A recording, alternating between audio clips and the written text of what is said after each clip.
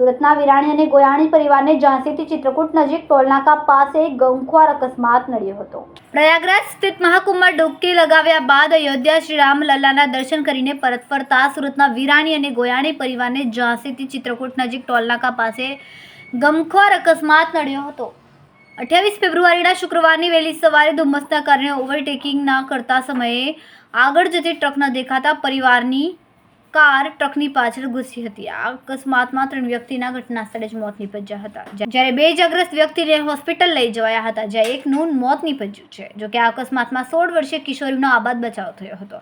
વહેલી સવારે બનેલી આ ઘટનામાં સંબંધીઓને જાણ થતાં મૃતક પરિવારને જાણ કર્યા વગર ડેડ બોડી લેવા ઝાંસી રવાના થયા।